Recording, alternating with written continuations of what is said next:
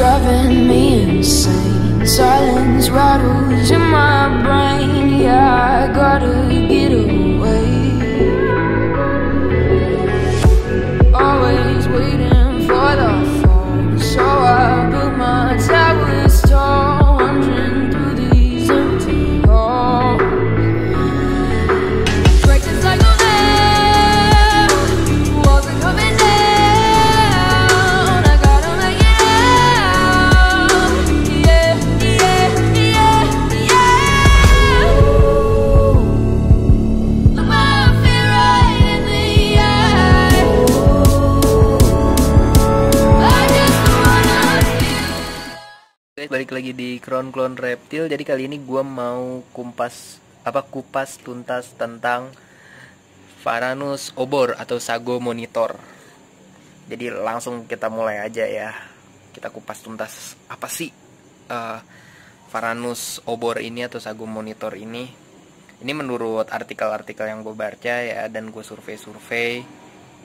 Gue belum nanya ke master-masternya, jadi kalau salah tolong dikoreksi aja ya. Soalnya gue cuma baca-baca di artikel.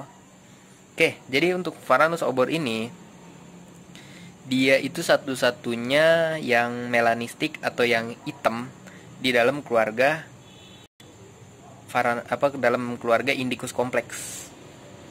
Jadi dia ini masih keluarga Indicus complex, sama kayak Melinus, Vinci, apalagi ya, Jobiensis itu masuk Indicus complex ya. Jadi dia ini masih satu keluarga, masih Indicus complex. Dan dia satu-satunya Indicus complex yang full hitam. Jadi yang kulitnya hitam gitu. Oke. Dia ini satu-satunya spesies yang termasuk dalam subgenus Euphrepiosaurus. Euphrepiosaurus, astaga, kucing. Sorry, gue emang takut kucing. Aneh ya? Emang aneh begitu. Nah, jadi dia punya tanda-tanda di kepalanya itu, di dekat mulutnya itu, pokoknya daerah kepalanya itu pasti ada warna merah keorenan. Nah, itu di semua Varanus Obor pasti ada kayak ini, walaupun hitam tapi di kepalanya masih ada ya guys. Masih ada kayak merah-merah keorenan gitu. Mungkin nggak kelihatan sih ya. Soalnya gue nggak berani ngeluarin dia, habis makan tapi disisain 2. Tadi gue kasih 7, disisain 2. Gak apa-apa lah, mungkin gak kenyangan. Nah, jadi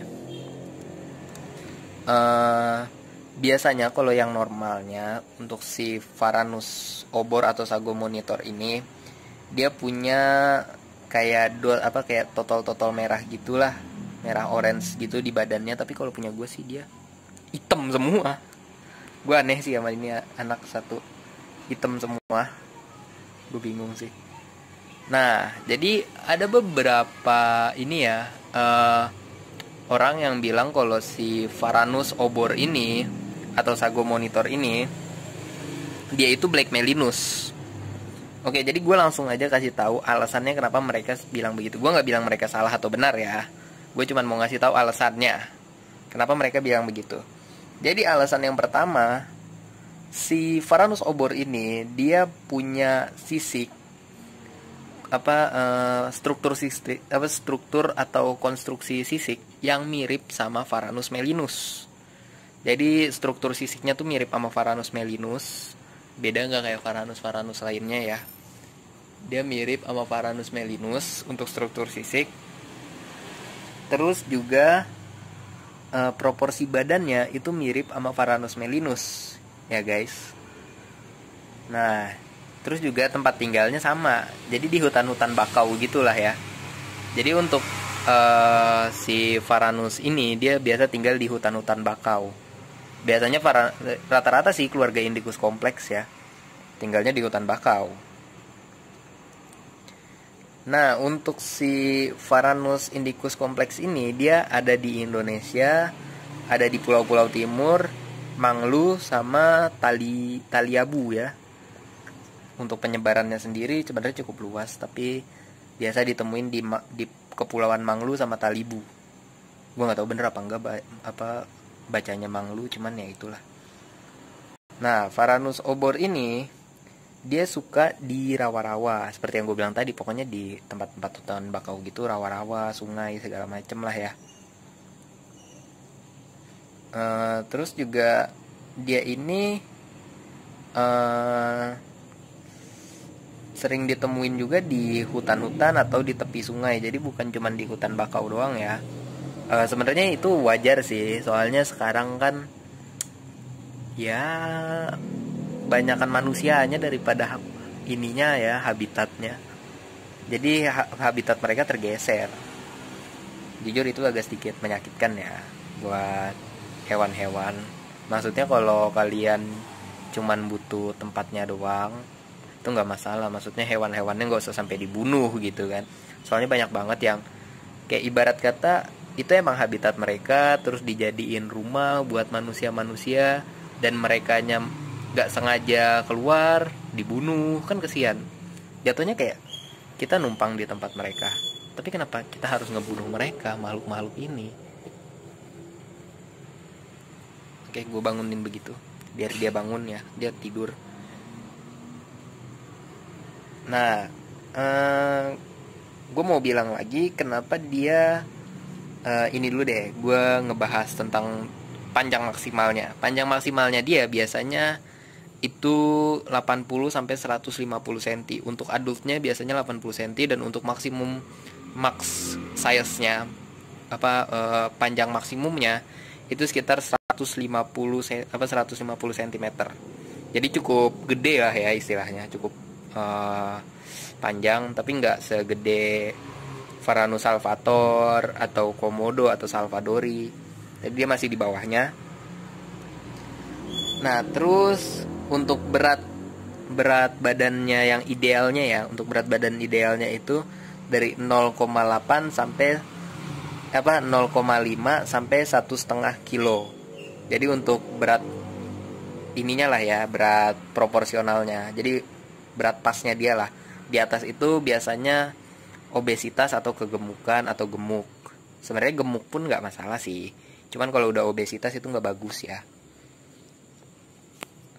Nah, untuk si Varanus obor ini, kenapa disebut Black Melinus? Jadi sebelum tahun 2012 dia masih masuk ke dalam keluarga Melinus. Ya, jadi pas 2012 itu dia masih masuk keluarga Melinus. Sampai akhirnya ada penelitian di tahun 2012-nya itu ada penelitian, dan akhirnya dibuatlah dia genus yang berbeda, Varanus obor atau Sago monitor. Jadi sebelum 2012 itu dia masih masuk keluarga Melinus. Jadi masuknya kayak morph gitu loh, kayak morph melanistik. Jadi Melinus yang hitam gitu. Nah, jadi penelitian itu pertama kali diteliti sama orang luar, parah ya. Namanya itu Walter Weijola. Itu orang yang pertama kali nemuin dia ya. Bukan nemuin dia sih. Jadi dia untuk yang menemukan pertama kali itu tahun 1860 sama 1866. Jadi 1860 dan 1866 itu cuma ditemukan 2. Dan itu sebabnya dia disebut Black Melinus. Jadi belum ada kepikiran bahwa dia itu adalah obor. Jadi cuma ditemuin 2 kali di alamnya. Dan zaman dulu kan belum ada reptiler ya, dan belum ada hunter. Jadi wajar kalau mereka masih menganggap kayak, oh ini masih Melinus gitu, masih keluarga Melinus tapi dengan kelainan genetik jadi full hitam. Jadi ketika 2009 dilakukan penelitian, sampai akhirnya 2012 ditentukan bahwa mereka itu Varanus obor beda dengan Melinus. Jadi sebelum 2012 itu mereka masih dianggap Melinus, Black Melinus. Jadi gue di sini bukan mau ngebenarin atau nyalahin yang bilang obor ini Black Melinus, tapi mungkin dia baca artikel yang jadul. Soalnya gue rada nggak suka ini ya, pembulian. Jangan gara-gara label seorang dibully, itu menyakitkan coy. Jadi anggaplah dia nggak tahu ya kan, atau dia tahu cuman dia taunya yang masih hal yang dulu gitu, bukan hal yang terupdate. Jadi jangan salahin, bisa jadi dia emang nggak tahu, nggak ada niat nipu. Ya, kita harus berpikir positif, jangan berpikir negatif terus. Nggak berkembang kita kalau berpikir negatif terus. Nah, jadi setelah dilakukan penelitian, akhirnya dia dipisah dari, tadinya dia masih Melinus, dipisah lah. Seperti yang kalian tahu, Melinus itu dilindungin, sedangkan obor nggak dilindungin ya guys. Ini obor nggak dilindungin, jadi aman banget buat dipelihara. Cuman kalau diburu terus menerus ya pasti ujung-ujungnya dilindungin. Cuman di sini gue berencana ngebreed sih. Jadi kalau kalian bilang, bang, barang lu kok WC-an semua, kan bagusan CB. CB bagus, CB bagus. Jujur gue bilang CB bagus. Tapi lu coba cari Varanus obor yang CB-an. Lu cari dan yang ada buktinya bahwa nih Varanus obor CB. Nanti gue bakalan datang ke sono, gue beli ya sekitar 2 atau 3 lah. Gue pengen nge-breed juga gitu kan. Dan biasanya kalau yang CB harusnya karakternya agak berbeda. Jadi nggak ada karakter alamnya ya. Namanya juga udah diternak. Kalau gue nggak mau munafik ya, kalau dibilang well coach, gue nggak mau munafik. Gue nggak mau bilang jangan beli yang tangkapan alam. Gue nggak mau bilang begitu. Kenapa gue nggak mau bilang begitu? Kita main hewan eksotik bro. Hewan eksotik tuh susah diternaknya. Varanus, keluarga Varanus menetas bisa 5 bulan sampai 6 bulan loh untuk masa inkubnya. Ada nggak orang yang ada, cuman sedikit. Ada, pasti ada orang yang ternak dia, pasti ada. Gue juga ada beberapa teman gue yang ternak Varanus, ada. Cuman maksud gue sedikit boy, gak sebanyak hunter. Tapi ada, cuman gak sebanyak hunter. Dan itu netasnya tuh kadang setengah tahun, 5 bulan, 6 bulan, 7 bulan, bahkan ada yang sampai 8 bulan, 9 bulan. Tapi gak ada yang nyampe setahun ya. Tapi gue gak tahu sih ada yang nyampe setahun apa enggak Varanus ya. Ya pokoknya untuk CB-nya sendiri tuh susah bro. Terus bagaimana sama Panana? Jujur gue Panana itu yang di sana tuh Panana Kyensis itu emang WC well coach, makanya dia galak nih. Gue digigit nih, no berdarah, makanya dia galak. Tapi niat gue bakalan nyari pasangan buat dia, mau gue ternakin di sini. Jadi gue nggak, gue sekali lagi bilang gue bukan orang gila yang hobinya nangkepin hewan tanpa berpikir populasi. Pasti hunter juga berpikir populasi. Gini coy, hunter dia nangkepin hewan. Kalau hewannya habis di alam, dia nangkepin apa? Nangkepin nyamuk. Pasti dia berpikir juga populasi. Gue ada kenalan hunter gue, hunter soal layar. Itu dia setiap yang betina dilepas lagi. Yang betina dilepas. Jadi nggak ini ya, nggak semua hunter itu jahat. Ada hunter baik, ada hunter jahat. Hunter jahat dia nggak peduli mau berapapun dia tangkep dan dia jual. Salah nggak? Nggak salah. Kok gue bilang nggak salah? Gue bukannya dukung ya, gue bukannya dukung animal abuse. Cuman gini loh, gue bakalan bilang ke kalian, kalau nggak ada yang nangkep hewan-hewan di alam, nggak bakal ada yang ternak. Percaya sama gue. Lu mau ternak hewan apa kalau nggak ada hewan yang ditangkep? Hewan indukan pasti dari alam dulu. Itu makanya ada filian 1, filian 0, F0, F1, F2. Jadi F0-nya itu ya dari alam. F1 itu ternakan pertama, F kedua itu ternakan kedua. Jadi keturunan kedua dari alam. Nah, yang keturunan kedua, ketiga, keempat itu biasanya dijual. Nah, itu yang bagusnya. Jadi yang breeder sejati, breeder bener breeder, biasanya seperti itu. Cuman itu ada di beberapa breeder ya, kayak binturong. Binturong itu harus F2 atau F3. Nah, jadi kita kayak jalak Bali juga F2 atau F3. Jadi nggak bisa sembarangan coy. Kalau lu mau bener-bener eh, melestarikan, jangan nanggung, jangan cuman koar-koar salam lestari. Lu buktiin. Lu ngelihat pohon aja bawaannya pengen ditebang, lu ngelihat rumput aja masih diinjek-injek, ngelihat bunga aja masih ditendang, lu ngebangun rumah aja masih ngasal. Jangan bilang begitu. Banyak orang-orang yang koar-koar salam lestari, dia nggak tahu apa yang disalamin. Kalau salah satu panutan reptiler kayak Panji Petualang, salam lestari, karena dia melestarikan. Nggak kayak lu koar-koar nggak jelas salam lestari, giliran ketemu retik albino di alam lu tangkep. Itu lestari. Nih bangke pala ayam nih makan. Emosi gue. Sebenarnya gue nggak baper, gue cuman emosi aja. Maksudnya jangan munafik lah. Kita main di dunia ini jangan munafik. Lu mau nutupin, silakan nutupin, tapi jangan munafik. Nggak perlu ngajarin orang. Kayak ada di komenan gue sampai di sekak loh sama orang lain. Menurut gue lucu.